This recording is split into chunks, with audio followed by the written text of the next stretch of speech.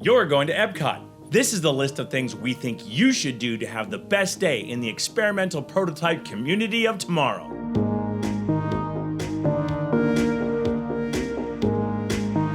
Hello and welcome to the Carousel of Douglas. We're going to talk to you today about Epcot, my personal favorite park.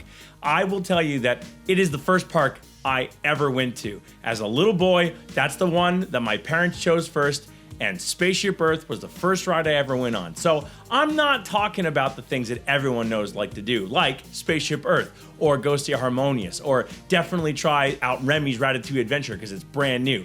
I'm talking about the 5 things I think you should do to make sure that you maximize your Epcot day. All right, counting down from our top 5 that we think you should do in Epcot, we're gonna say the first thing you should do is go during a festival. It's not as hard as it used to be. They used to only have a couple festivals and they only were shortened periods. Now there's pretty much a festival all year round. Right now is going on the Festival of the Arts, and then that's followed by the Flower and Garden Festival, which is almost immediately followed by the Food and Wine Festival, and then there is a brief pause, and then you have the Festival of the Holidays. Now, all of those festivals are great. They all have great food that you can try in small portions, and the prices are real nice. And when the Disney Dining Plan comes back, a lot of them count as Disney Dining Plan snacks, which is also pretty awesome. And then on top of that, you can also just check out all kinds of different culture things that they kind of add to the park. My personal favorite is the Festival of the Arts.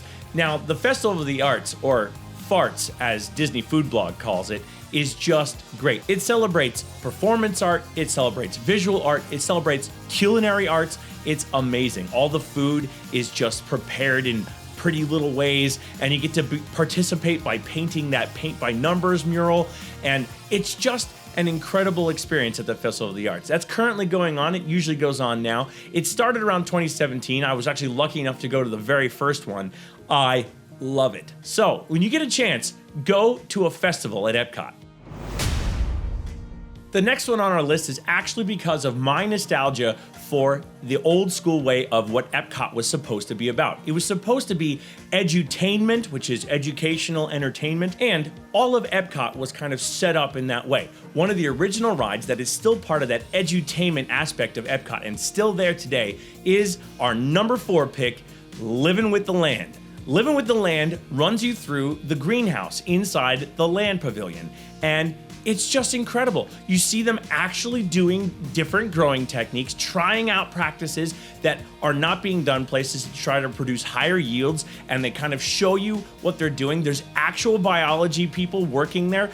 Students are brought in from all over the country in internship programs, and they actually do real biological science. It's absolutely incredible. I totally recommend making sure you go on Living with the Land, especially since it's also got a treasure trove of hidden Mickeys. Living with the Land is that original old school Epcot entertainment, just educational entertainment.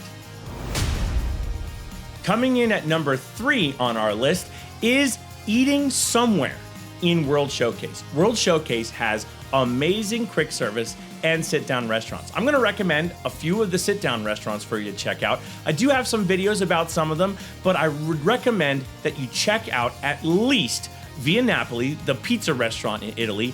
Amazing food with great pizza, perfectly cooked every single time. I also recommend that you try the German Oktoberfest Beer Garden. The theming in there cannot be beat, and the food is incredible and awesome, and you can buy a liter of beer. I always get the Dunkel. I highly recommend that one.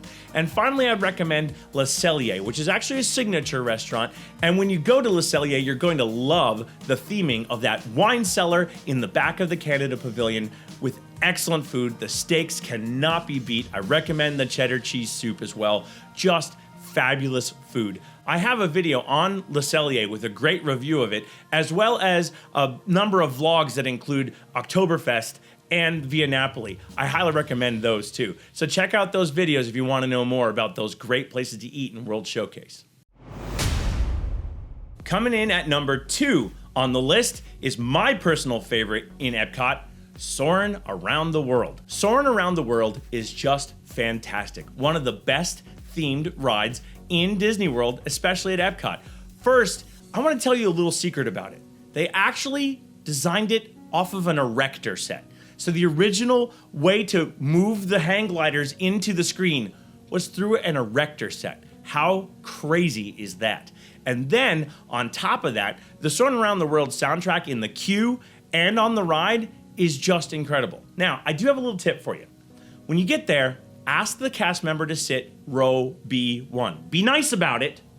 Seriously, be nice, but ask them for B1 and generally they'll try to give it to you. You won't have any feet in your way. You'll be in the center of the screen. I mean, I'm gonna try to throw in a comparison here so you can see what B1 looks like and what not B1 looks like. So hopefully you can see those, and man, I will tell you that B1 makes a huge difference. That curved screen kind of adds a little bit of a curve to everything if you're sitting on the outsides. So check out Soarin' and ask for B1. Number 1 on this list, and the one that Michelle insisted I put at number 1, is Frozen Ever After. Now, a lot of people are gonna come after me. Well, it's not Maelstrom. You're right, it's not Maelstrom. I also still miss Maelstrom, but Frozen Ever After is some of the most incredible Imagineering in all of Walt Disney World. The animatronics are great. You really feel like you're in the scenes. The moving Olaf just blows me away. The first thing you see is him walking around and talking to you. It feels like you're really looking at Olaf. And on top of that, it's just incredible immersion. Now, I will tell you, Michelle and I have a little story. The most recent time we went to Disney World and we were riding Frozen Ever After a whole day of trouble getting on that ride, we got stuck. Check it out. So, yeah, stuck on Frozen. After waiting in that line, we're stuck. Right here.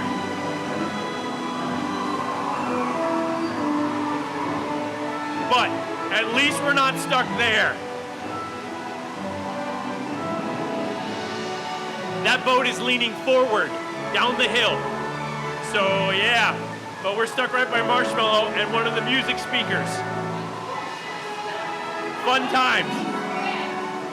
Yeah, we were right by a speaker. Oh my goodness, that was just blasting at us.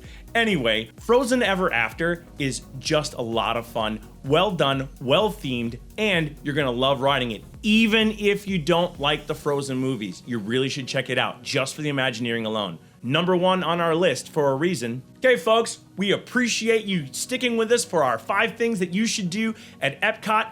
Hey, if you think we got something wrong, leave a comment down below. We'd also appreciate it if you gave us a like or hit that subscribe button, because when you do those things, it's the easiest way to support this channel. We're looking to put out more great videos to help you have a great time at Disney World. And because we don't like to say goodbye, cuz we're gonna see you real soon. So, see you bye.